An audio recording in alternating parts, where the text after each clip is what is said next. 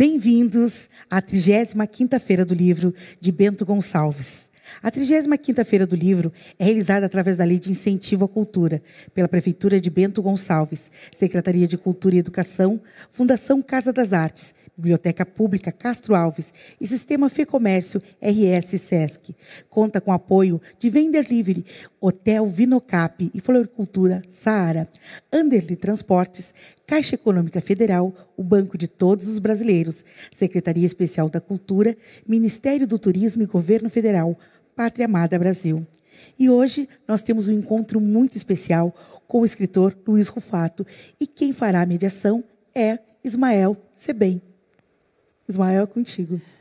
Muito boa noite, Bárbara. Boa noite a todos que estão nos acompanhando. Bem, antes de começarmos, eu farei uma audiodescrição do espaço, permitindo assim a acessibilidade. Estou num palco de teatro, ao meu lado, sentado numa poltrona, ao meu lado tem uma mesinha com alguns livros, sou branco, cabelos cacheados, uso uma camiseta, calça jeans, e sejam todos bem-vindos. Bem, vamos lá. Luiz Rufato, diga-me aí, você esteve em 2014 aqui em Bento Gonçalves, está voltando agora de forma virtual, é isso, Luiz? É isso, Ismael. Grande prazer de estar de volta, infelizmente não fisicamente, né? Porque, enfim, essa pandemia aí mudou bastante o nosso ritmo de trabalho, mas, de qualquer maneira, é um grande prazer estar de volta aí. Eu gosto demais de Bento Gonçalves, gosto demais dessa região, inclusive porque aí do lado tem uma cidade pequena, que eu esqueci o nome agora, me faltou, que tem o meu nome numa rua. Tem uma rua chamada Luiz Rufato, então mais do que motivos para eu gostar demais dessa região. Perfeito, perfeito, Luiz. E agora já estamos falando da pandemia, você citou, né, dessa questão virtual, e nós vamos falar aqui um pouco sobre o processo de criação literária, né, o processo criativo do escritor. Como está o Luiz Rufato lidando com isso nesse ambiente pandêmico, digamos? Como está sendo a criação literária de Luiz Rufato? Bom, Ismael, na verdade, digamos assim, o meu ritmo de trabalho, pouca coisa mudou. O nosso trabalho de escritor, e você sabe muito bem, porque você também é um escritor, aliás, parabéns, eu estou com o seu livro aqui. Opa, agradeço. E parabéns, assim, eu não li ele todo, mas o que eu já li, eu gostei muito do que eu li. E você sabe, como escritor, é um trabalho extremamente solitário, né? Não é como outros trabalhos, como a música, mesmo as artes plásticas, em que há uma interação, digamos assim, no momento da criação já há uma interação. E na literatura, infelizmente, não, né? Então, tirando o fato de que eu sou escritor profissional desde 2003 e, portanto, parte do ano, né, este momento, por exemplo, eu estaria aí em Bento Gonçalves. E para estar em Bento Gonçalves, eu teria que ter saído ontem de São Paulo, né, ido para Porto Alegre ou para Caxias do Sul, e de lá me deslocar até Bento Gonçalves. Estaria hoje, dormir amanhã e ir embora. Então, parte do meu tempo eu gastava nessas viagens, né, de trabalho. E isso não há mais, tem desde março, dia 15 de março, que eu não saí mais de casa. Mas, tirando esses momentos de viagem, de trabalho, o resto é o mesmo. Quer dizer, é trabalhar solitariamente num escritório, que é este onde eu estou, sem muito contato com outras pessoas. E você lida bem com a solidão, segundo que as minhas pesquisas, e você já comentou que o processo criativo ele é solitário. Rufato, eu tenho aqui algo que me chama a atenção, e eu gostaria muito de perguntar, de que forma que o seu modo de vida, o estilo de vida, enfim, o convívio social que você teve, não que você tem, né, lá em Cataguases, influenciou na sua literatura? Então, eu não sei como é que funciona com os outros escritores, né? Porque eu acho que cada pessoa experiencia coisas de maneiras muito singulares, né? Mas eu sempre fui uma pessoa extremamente tímida e, portanto, introvertida e, portanto, pouco sociável. E, na verdade, acho que ao longo da minha vida inteira e até hoje, eu estou sempre fora das atenções, ou seja, eu nunca sou o centro das atenções. Aqui, neste momento, estou, enfim, por razões de trabalho, né? Mas 99% do meu tempo eu estou observando, eu estou sempre fora do centro das atenções. E foi sempre assim.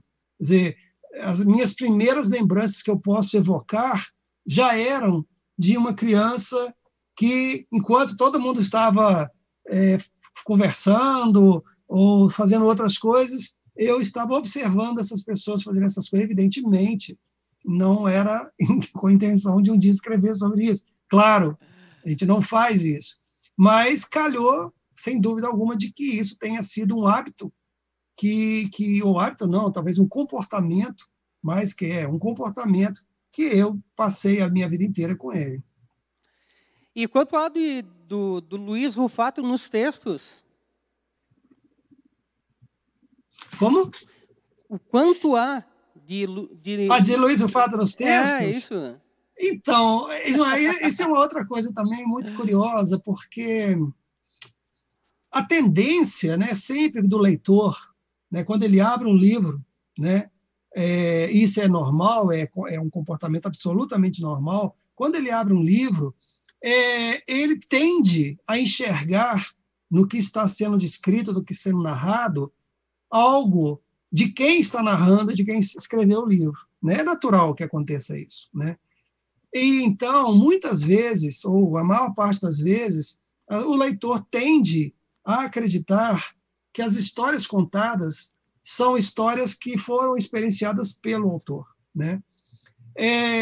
Eu sempre digo o seguinte, quando me perguntam quanto de mim tem nos livros, eu falo assim, gente, é o seguinte, não tem absolutamente nada de mim lá nos livros e tem tudo de mim nos livros. Por que tem nada e tem tudo? Não tem nada, porque, evidentemente, não fui eu que eu não tive nem vidas suficientes, né, para viver todas aquelas histórias que eu escrevi. Então, não são histórias que aconteceram comigo. Agora, ao mesmo tempo, como sou eu, digamos assim, o repositório dessas histórias, como sou eu que vou devolver essas histórias para a vida, evidentemente que elas passam por um filtro, que sou eu, e, claro, eu estarei, de alguma forma, naqueles textos. Né? Mas, para ser sincero, não há um texto meu que seja autobiográfico. Nenhum. A não ser os textos de crônica de um livro chamado Minha Primeira Vez, publicado, inclusive, por uma editora de Porto Alegre, Arquipélago, que, ali sim, há textos autobiográficos e, claro, nunca 100% autobiográficos, né? Porque quando você conta alguma coisa que aconteceu com você, você sempre vai exagerar em alguma coisa, vai retirar em outras coisas, nunca vai ser um texto totalmente não ficcional. Né? Ficcionar um pouco, né? Sim. Perfeito, Luiz. Luiz, olha só, eu citei Cataguases, mas estou bastante interessado em saber como foi escrever em Portugal, perdão. De que forma um novo ambiente, uma nova geografia influencia e influenciou, penso eu, na escrita também do Luiz Rufato? Então, essa é uma questão muito curiosa, porque, veja bem, sempre se diz, e há até uma lenda, né, de que Tolstói disse que cante sua aldeia e cantará o mundo. Né? E parece, então, na verdade, que você, quanto mais próximo, né, da sua infância ou das coisas que aconteceram com você, mais, digamos, verdadeiro literariamente você está. Mas isso é uma meia-verdade, que também isso é uma invenção. Né? Quando alguém pergunta assim, mas puxa vida, Cataguases, eu falo, gente, espera aí só um pouquinho, não é Cataguases, a cidade que existe, que está no interior de Minas, é a minha Cataguases. Né?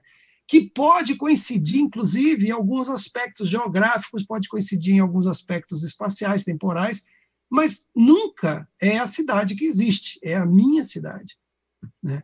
Então, assim, o espaço, para mim, ele funciona como uma apropriação mesmo, literária ou ficcional, né? Por exemplo, Eles Eram Muitos Cavalos se passa em São Paulo, muita gente fala para mim assim, nossa, incrível, como é que você percorreu todos aqueles espaços, percorreu todos aqueles caminhos, como que você vivenciou todas aquelas histórias.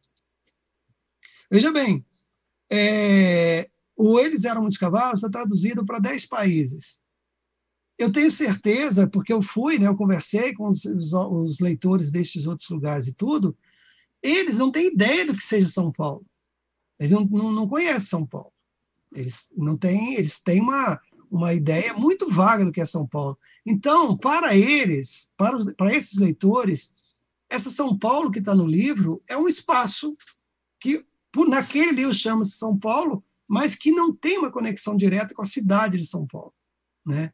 A conexão direta que se estabelece, do meu ponto de vista, do ponto de vista literário, é uma conexão humana. Quando você descreve seus personagens, por exemplo, caminhando pelas ruas da Serra de Bento Gonçalves, seja onde for, não tem a ver com a cidade em si.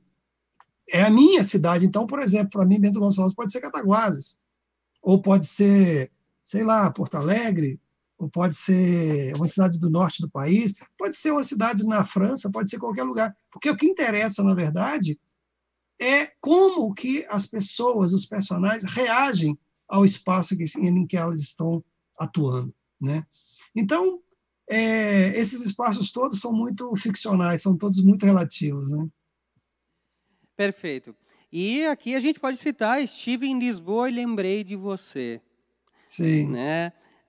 Depois a gente passa um pouco por Eles Eram Muitos Cavalos, que foi o Estive em Lisboa e lembrei de você, que foi editado no Brasil pela Companhia das Letras e virou filme, né? Especificamente sobre a escrita lá, em Portugal. Teria alguma curiosidade? Enfim, é que eu estou aqui pensando em Cataguases, em São Paulo, em Porto Alegre, que você também morou, e em Portugal. Toco ainda no assunto da geografia, me é curioso isso. Saber como que é estar em Portugal e escrever, sendo que você volta, né, para Cataguases, né? Então tem um distanciamento aí, né, Rufato? Assim, veja bem, não só, por exemplo, no caso, né, específico do Estive em Lisboa, mas no caso do Flores Artificiais, em que as histórias se passam em lugares ainda mais, digamos, entre aspas, exóticos, né? Timor-Leste, Beirute, né? Buenos Aires. Então, assim, para mim, inclusive, eu, evidentemente, nunca teria escrito Flores Artificiais e nem mesmo Estive em Lisboa se eu não tivesse tido a oportunidade de conhecer esses lugares. Não que eu ache que seja absolutamente necessário, porque mesmo no Flores Artificiais, tem uma das histórias lá que ela se passa no Quênia, em Angola, lugares... Angola ainda eu conheço, mas o Quênia eu não conheço, entendeu? Isso não tem a menor importância, não é? Porque o que importa mesmo é que você... E como eu disse, para mim, colocar esse espaço a serviço, né, de contar uma história. Ou seja, o que importa é como você vai contar essa história. O espaço geográfico, no meu caso, ele é extremamente importante, porque eu descrevo com muita minúcias, né, os espaços em que os personagens se movimentam, né? Mas um lisboeta, por exemplo, pode não se reconhecer no livro. Ele falou, mas eu não me reconheço nesse livro. E ok, porque não é isso que importa, né? Importa se aquela história dentro daquele espaço vai funcionar ou não vai funcionar. Para mim, a literatura tem muito esse sentido, sabe, de funcionalidade nesse sentido, não de ela ter que ter uma funcionalidade outra, mas uma funcionalidade interna, ou seja, ela tem que ter um mecanismo interno que faça com que o texto tenha uma verdade, que eu chamo de verdade literária, que não necessariamente coincide com a verdade que alguém pode chamar de verdade com V maiúsculo, mas a verdade literária, ou seja, é de você apresentar para o leitor uma história que ele não vai ver, ele não vai sentir, né? Ele não vai sentir cheiro, não vai apalpar, mas ele vai acreditar naquela história. Isso talvez seja a grande beleza da literatura, né? Eu não vou dizer que a literatura é a melhor de todas, mas eu acho. Eu acho. Exatamente por causa disso. Tem que defender. Mas olha só, a gente vai migrar um pouco para o cinema agora. Estive em Lisboa e lembrei de você, foi adaptado para o cinema. Como que é essa relação do Luiz Rufato com o cinema? Essa experiência, você se envolveu com o roteiro, com a adaptação, viu de longe isso? Conta aí para nós, Rufato, um pouco sobre isso. Então, eu tive eu tive vários textos adaptados para curta-metragens, né, e 2 para longa-metragem, que foi esse, o Estive em Lisboa, Lembrei de Você, e o outro chamado Redemoinho, na sequência. Foi em 2015, que essa produção é uma produção luso-brasileira, né? Foi uma produtora do Brasil e uma produtora de Portugal que fizeram, e o Redemoinho foi uma produção da Globo Filmes com uma produtora do Rio de Janeiro. E em ambos os casos foi muito curioso, assim, porque, claro, cada um à sua maneira, mas em ambos os casos, inicialmente, houve uma pergunta inicial, né, que é uma pergunta que se faz, e é natural que se faça, se eu gostaria de participar de alguma etapa do processo de adaptação. E eu sou muito claro quando me faz essa pergunta, e não é só em relação ao cinema, não, em relação ao teatro também, que os meus livros também foram muito adaptados para o teatro. Assim, olha, vocês peguem e façam o que vocês bem entenderem. A única coisa que eu peço é que vocês me paguem, porque eu sou profissional. Então, assim, vocês me pagam e, a partir do momento que vocês me pagaram, ou seja, a partir do momento que vocês comprarem o texto para transformar numa outra linguagem, aí a responsabilidade é toda de vocês. E é uma situação muito cômoda para mim, porque se o filme é bom, não, se o filme é ruim, né, eu falo, mas também foi só uma adaptação do meu livro. Agora, se o filme é bom, eu falo, também foi uma adaptação do meu livro, né? Então, mas eu não participo, Ismael, eu não tenho, inclusive porque por uma razão muito simples. Literatura tem uma linguagem muito específica. Cinema, roteiro de cinema é outra linguagem. Teatro é outra linguagem. Entendeu? Então, assim, eu não vou me meter em algo que eu não conheço. Entendeu? Eu não conheço a linguagem cinematográfica, não conheço a linguagem do teatro, para eu me meter com ela. Entendeu? Eles têm pessoas que fazem isso muitíssimo melhor do que eu. Graças a Deus, eu confesso a você que as 4 adaptações do Eles Eram dos Cavalos para o teatro, as 2 adaptações para o cinema, fui muito feliz, porque são adaptações excelentes, de qualidade altíssima, são filmes premiados, são peças de teatro premiadas. Então, assim, eu me sinto no melhor dos mundos. Privilegiado. E você comentou sobre as outras linguagens, e você disse que acaba não interferindo, enfim, mas elas se influenciam de alguma forma na construção do teu texto? Essas adaptações? Não as adaptações, as linguagens, o cinema, o teatro. Não, veja bem. Até mesmo a música. É curioso isso, porque, para mim, veja, a linguagem, ou melhor, o discurso literário tem digamos assim, uma especificidade que eu acho fantástica, que é o seguinte: o discurso literário, ele é uma espécie de, vamos dizer, uma cobra que vai engolindo tudo que está à sua volta. Então, ele engole o discurso psicanalítico, econômico, financeiro, psicológico, sociológico, antropológico, cinematográfico, dramatúrgico, todos os discursos. Ele engole isso tudo, mas transforma tudo isso num único discurso, que é o discurso literário. Inclusive, quando ele não faz isso, quando, por exemplo, ele cede o lugar dele para um outro discurso, ele deixa de ser discurso literário. Então, muitas vezes, a gente se depara com um livro que você fala, nossa, essa história aqui era até interessante, mas o cara não entendeu, porque no meio do caminho ele vira discurso político, ou vira um discurso psicanalítico, ou vira um discurso de cinema. Ou seja, ele não compreendeu que a literatura, o discurso literário é outro. O discurso literário abrange, sim, todos os outros, mas não é nenhum deles. Então, assim, houve influência dessas outras linguagens, de todas elas, só que nunca, nenhuma delas se sobrepôs, porque todas elas eu transformo em discurso literário. Perfeito.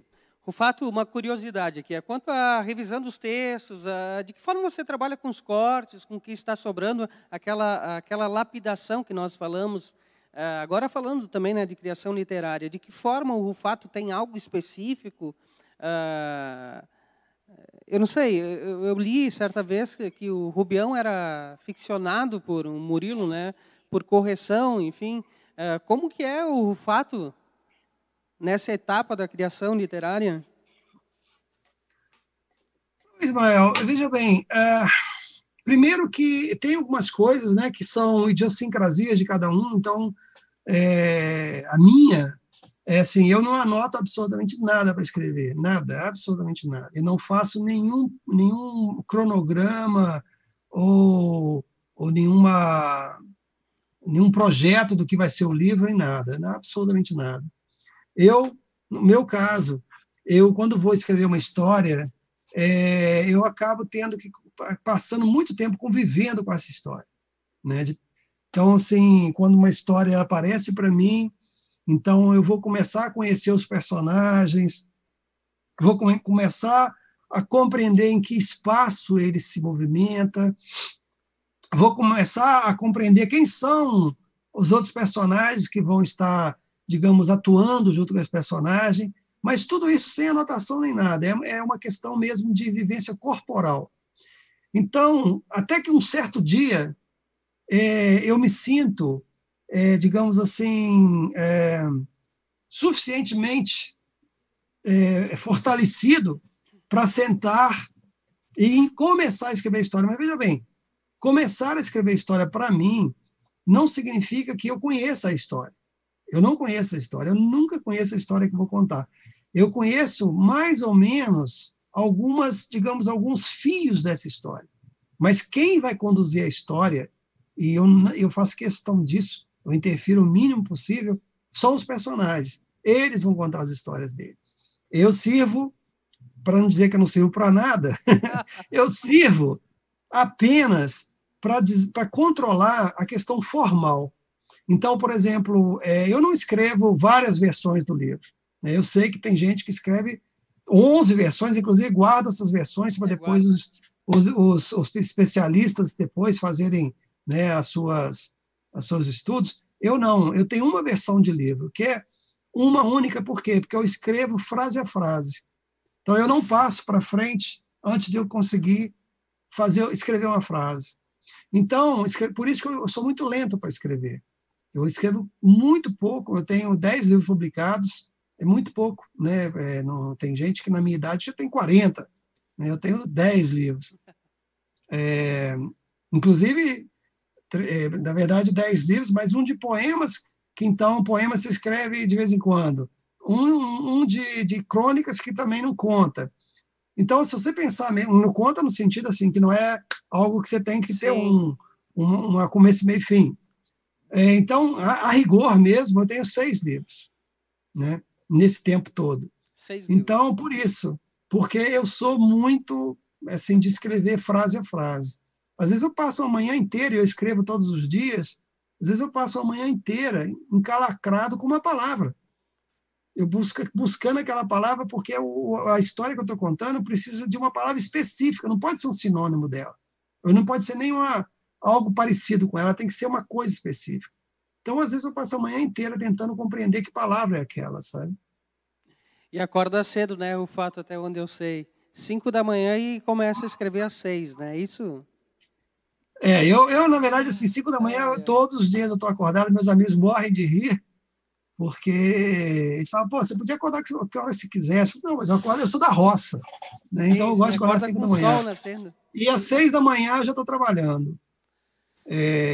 6 da manhã eu estou sentado aqui, exatamente nesse mesmo lugar, e passo assim, até umas 10h30 da manhã, tentando escrever frases, algumas, às vezes, o dia que calha, eu consegui escrever uma página inteira, consegui escrever uma página inteira, né? O dia foi bom. Então,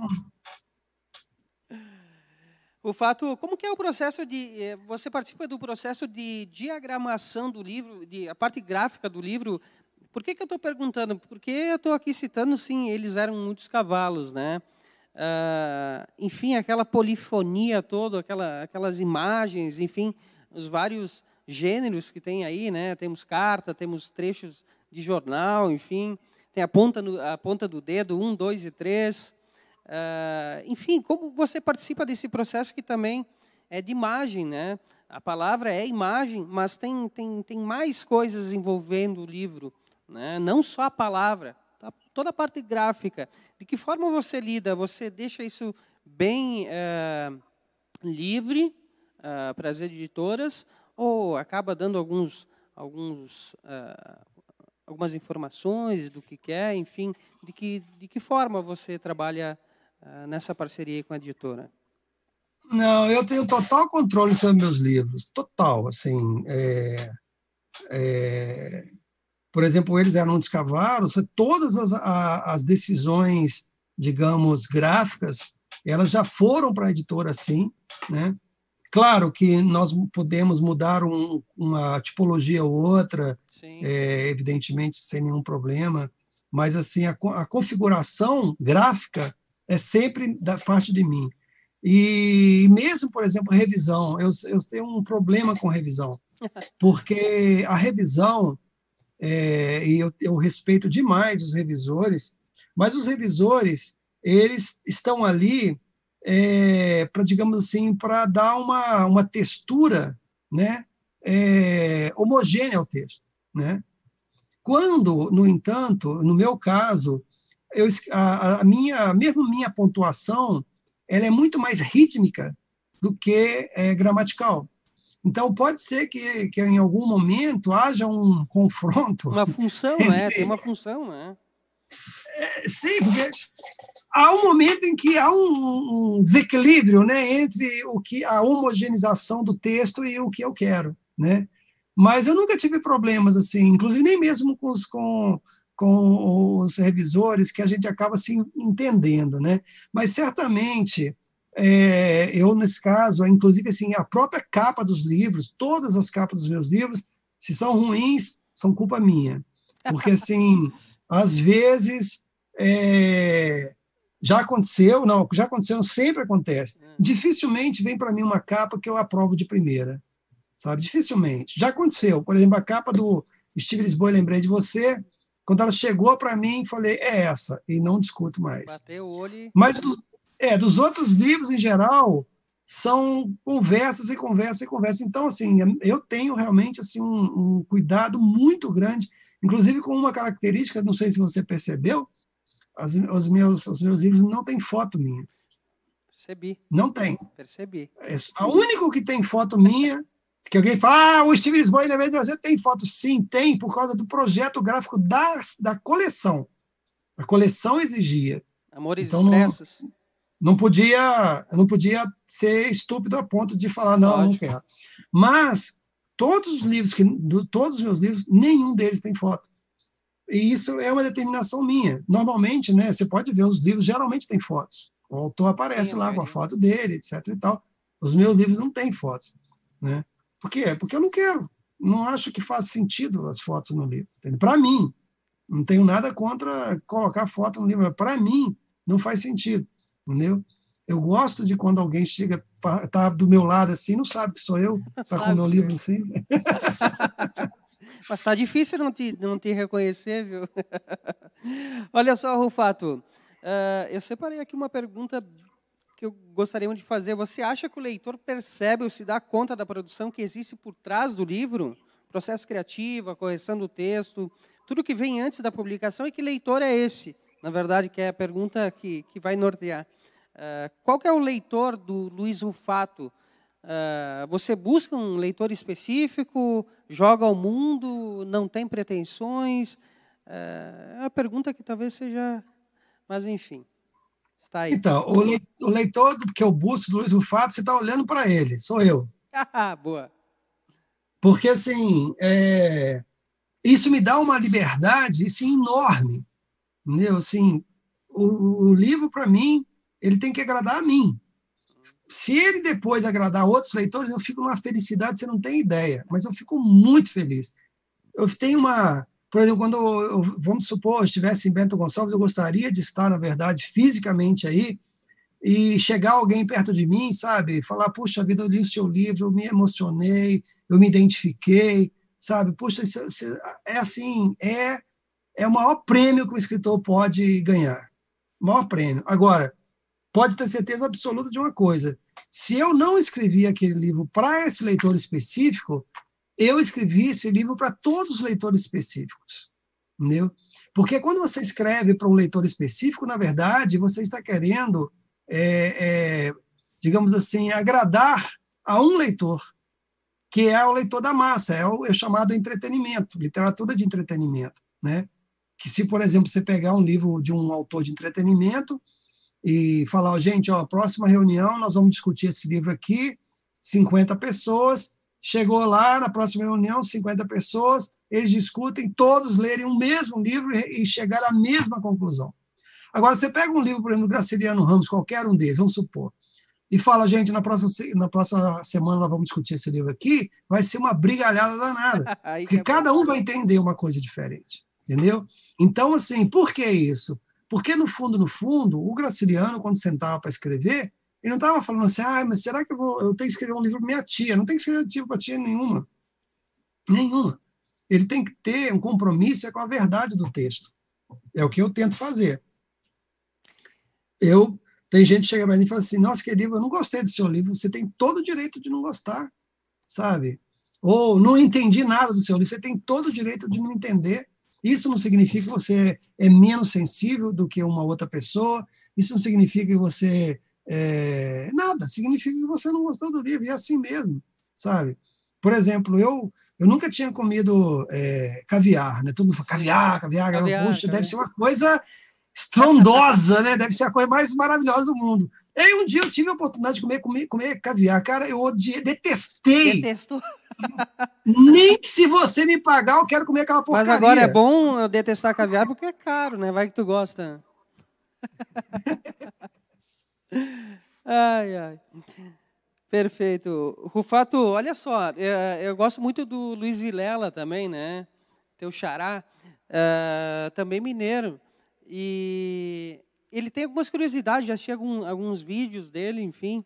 Eu não tive a oportunidade de conhecê-lo, mas ele gosta muito de diálogos, tem bons diálogos, né? Acho que, em termos de diálogos, é um dos contistas assim que melhor trabalham, né, com diálogo. E ele diz que ele gosta muito de ler os textos em voz alta.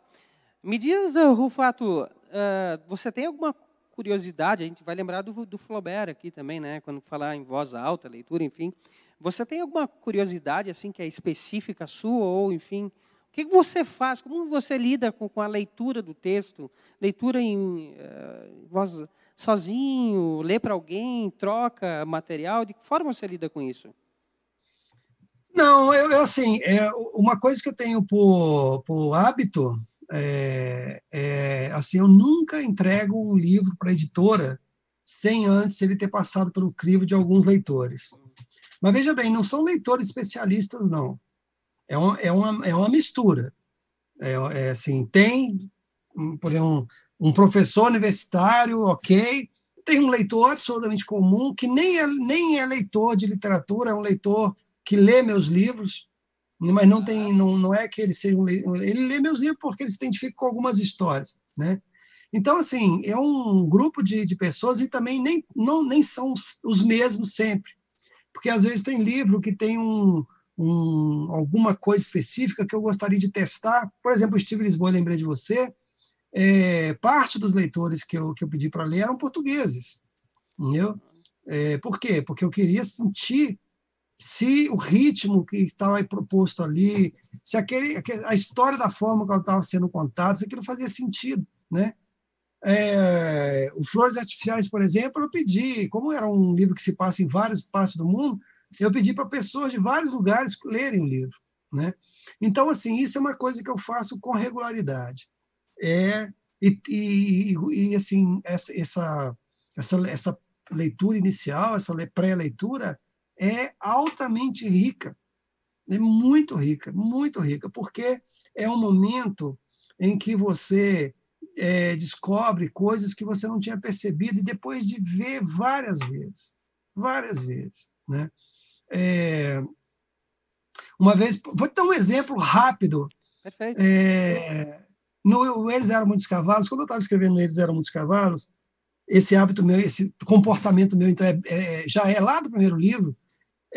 Eu trabalhava com uma menina que era no jornal, eu era jornalista, trabalhava com uma menina, e que assim, ela era leitora, mas ela era leitora de livros que hoje chamaria de livros mulherzinha, né? Eu detesto essa palavra, desculpe, as mulheres não tem nada a ver, mas é o nome que se dava naquele momento lá.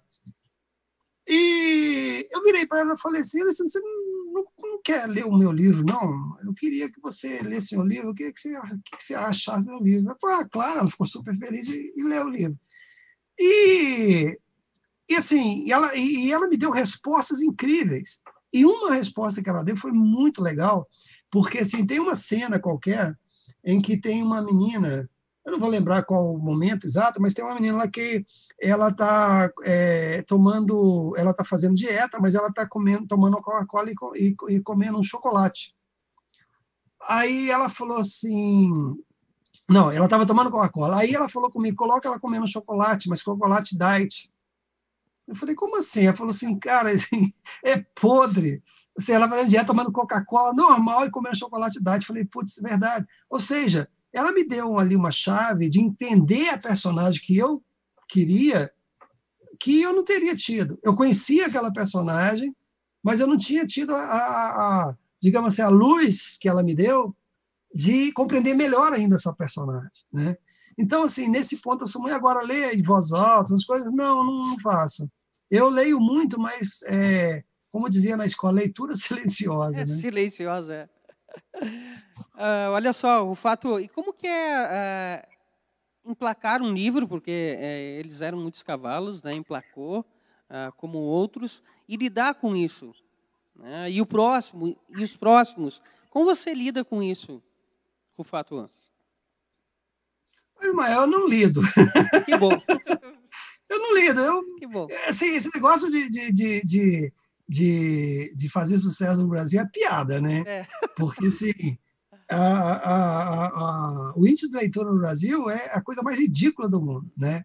Aqui no Brasil, eu morro de rir quando eu estou com alguns colegas na mesa, ele fala, não, porque a minha obra... Cara, quantas pessoas conhecem a sua obra? 3.000 pessoas, que é a média de leitores no Brasil. Veja, 3.000 pessoas em 220 milhões de pessoas.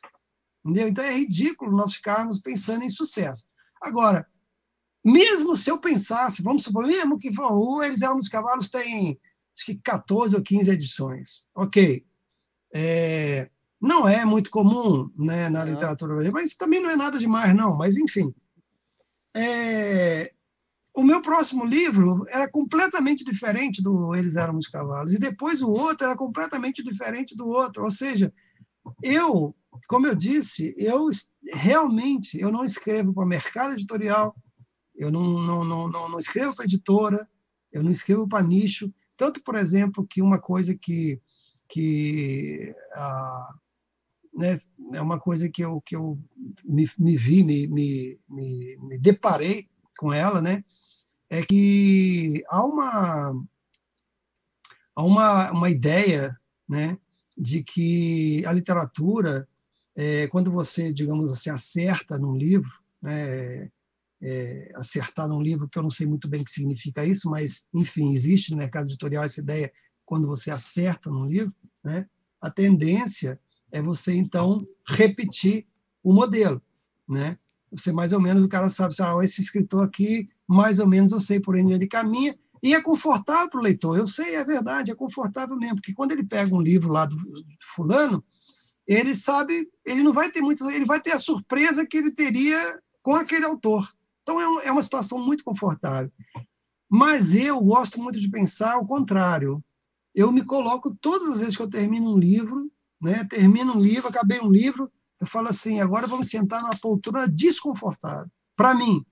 E se essa poltrona é desconfortável para mim, com certeza ela será desconfortável para o leitor. Então, assim, eu acho que, às vezes, se eu tenho leitores, eu até tenho alguns leitores, eles são muito pacientes, sabe? Porque, assim, eles nunca sabem exatamente o que vão encontrar pela frente, sabe? Você traz surpresas, realmente. Rufato, alguma novidade aí por vir para os leitores, já que você tocou no assunto? Como está trabalhando em algum livro? O que você pode falar? Bom, o ano passado eu publiquei esse aqui, é o Verão Tardio, né, que é meu mais recente romance. Ele saiu em 2019. E no início do ano eu acompanhei as traduções dele, só que iriam sair ao longo deste ano, né? Então eu passei uma parte do ano um pouco envolvido com as traduções, que acabaram, saiu uma só, saiu este ano, que foi a tradução italiana, e as outras, para o inglês, francês e para o finlandês, ficaram agora para o início deste ano que vem. Então, assim, aí quando eu terminei esse trabalho, digamos assim, de acompanhamento dessas traduções, eu voltei a retomar o que eu estava fazendo desde novembro, que eu comecei em novembro, um novo romance. E então eu estou passando essa fase pandêmica aí, né? Trabalhando nesse novo livro. Eu devo estar na metade dele, mais ou menos, eu imagino. E espero, sei lá, talvez até o meio do ano que vem, até o final do ano que vem, terminá-lo. Sei, vamos ver. Isso vai depender muito também de como as coisas vão caminhar daqui para frente, né? Em termos de se vão reabrir as fronteiras ou não. Porque o que eu perdi de trabalho este ano, você não tem ideia. Porque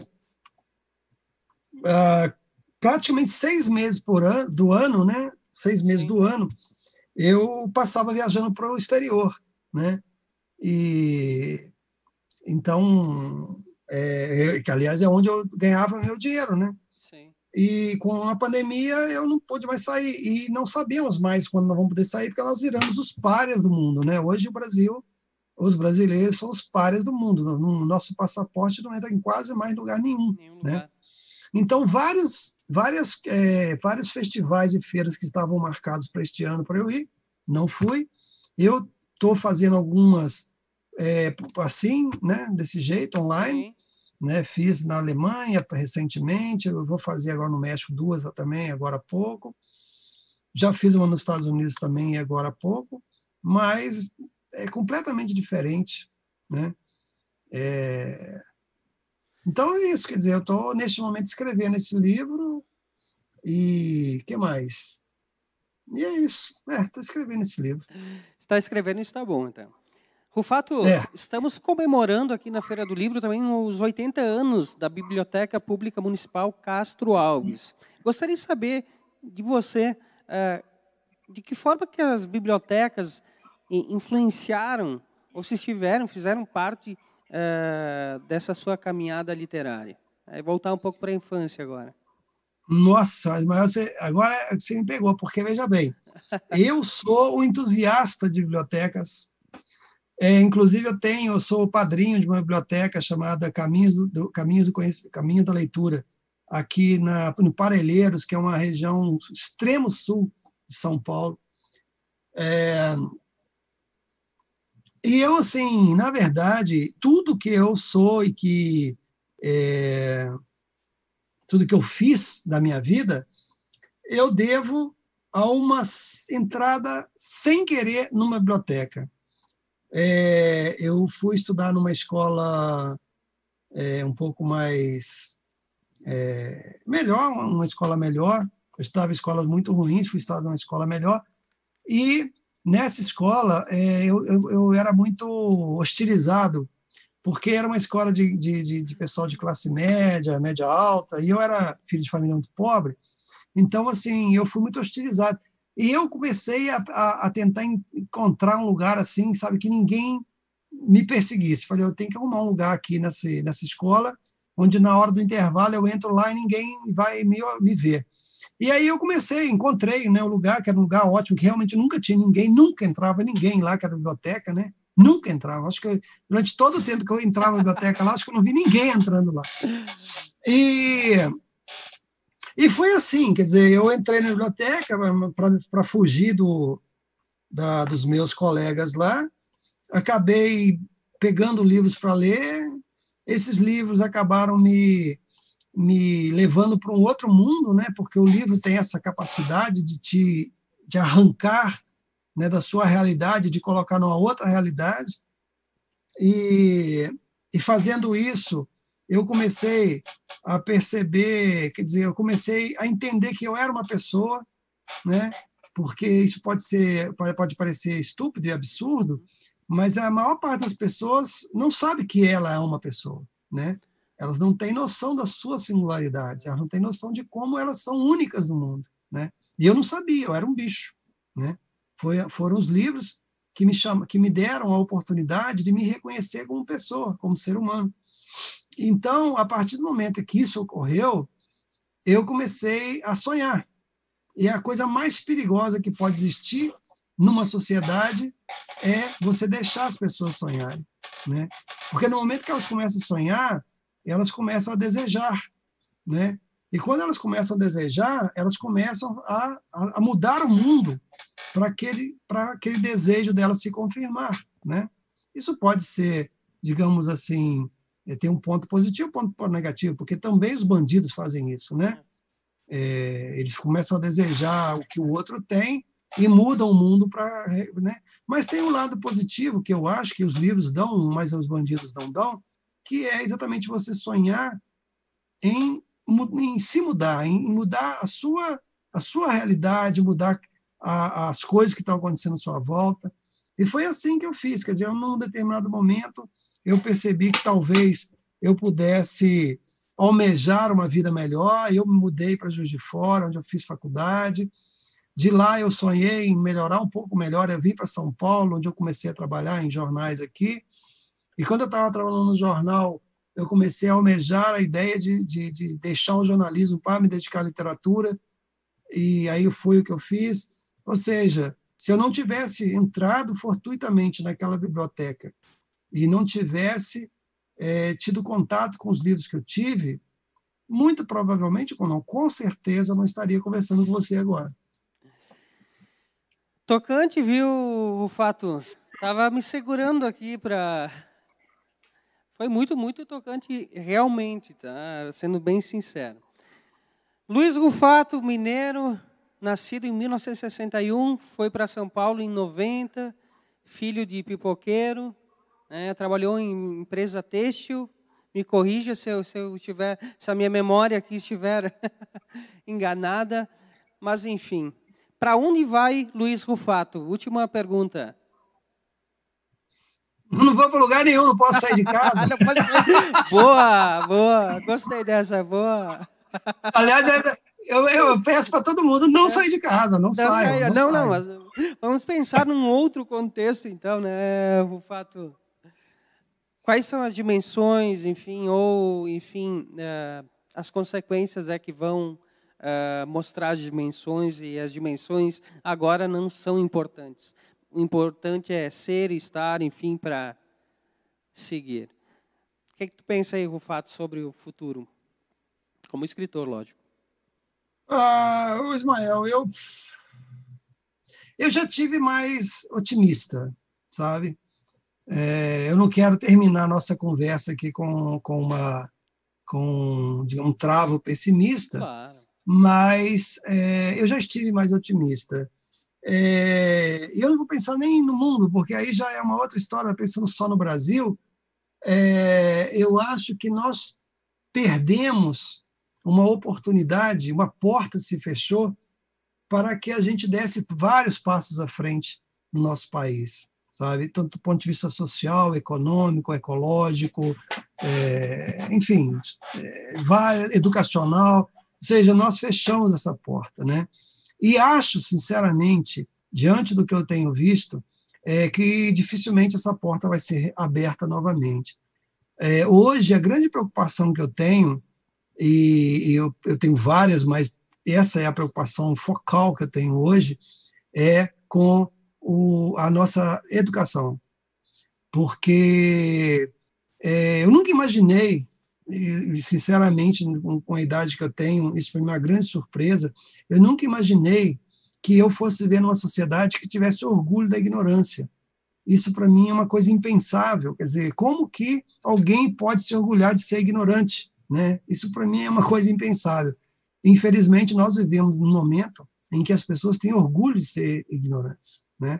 Têm orgulho de desdenhar, né, dos avanços da ciência, têm orgulho de desdenhar da saúde, né? Orgulho de desdenhar dos fatos que são claros, que nós estamos passando por um momento que talvez nunca mais a gente vai poder voltar, que é desse aquecimento global absurdo, né? Então, assim, e isso tudo só poderia ser sanado com a educação, né? Só a educação poderia salvar esse nosso país. No entanto, né, quando você vê que os nossos dirigentes têm um profundo desprezo pela educação, não vou falar nem da cultura, então nem se fala, sim, mas um profundo desprezo pela educação, aí é muito difícil você manter digamos assim, uma pontinha sequer de otimismo, né? Então, não sei, eu não queria terminar dessa forma, mas eu acho que se a gente puder pensar juntos, né, que isso que eu disse é uma questão real e que nós não queremos que isso ocorra, aí talvez esse discurso que nesse momento parece pessimista pode se tornar um discurso otimista de mudança, né, e enfim, de transformação. Isso, eu estava aqui pensando realmente nisso, que o pessimista só vai se transformar em otimista se nós refletirmos, né, e mudarmos isso. O fato, pena que está acabando, tá? Em nome da 35ª Feira do Livro de Bento Gonçalves, eu gostaria de agradecer assim, imensamente pela conversa, me senti muito à vontade conversando com você, acho que você tem essa característica, e fiquei bastante contente, dando aqui o meu parecer. Agora chamo a minha colega e amiga Bárbara para finalizar. Agradeço, muito obrigado, Luiz. Eu só vou falar, lembrei que onde que tem o nome da minha rua, onde está a Farroupilha. minha rua? Farroupilha. Farroupilha. Eu ia falar agora, ia te trazer essa informação. Farroupilha, né? Tem o nome da tua rua. E eu agora, quando for a Farroupilha, vou prestar atenção, vou tirar uma foto ao lado da placa e quero depois te passar. Porque adorei. Os vereadores de lá já tinham uma visão de longa distância. Muitos anos. Verdade. Um dia vai ser uma pessoa importante. Verdade. Eu ali sentada, contemplando, né, a tua história, já conheço alguma coisinha, mas a gente comenta que aqui na feira, nesse momento totalmente online, como estar próximo de escritores com café no bule como tu, nos enriquece muito mais. Muito obrigada. É muito bom a gente ter esse contato, mesmo que seja tu aí e eu aqui. São muitas emoções. Eu que agradeço muitíssimo. Bom, então, vamos encerrar o nosso momento aqui da nossa Feira do Livro, a 35ª Feira do Livro de Bento Gonçalves, em grande estilo, né, com Luiz Rufato, que foi aquele escândalo. A 35ª Feira do Livro é realizada através de lei de incentivo à cultura, pela Prefeitura de Bento Gonçalves, Secretaria de Cultura e Educação, Fundação Casa das Artes, Biblioteca Pública Castro Alves e Sistema Fecomércio RS Sesc. Conta com o apoio de Vendelivery, Hotel Vinocap e Curso Design da Universidade de Caxias do Sul. E tem o patrocínio da Sulgás. Viva com essa energia. Anderli Transportes, Caixa Econômica Federal, o banco de todos os brasileiros. Secretaria Especial da Cultura, Ministério do Turismo e Governo Federal. Uma boa noite e até amanhã com muito mais emoções. Não esqueçam, amanhã às 5 tem eu contando histórias loucamente. Não percam. Coloquem lá, se inscrevam no sininho, YouTube. Vai ser assim um escândalo.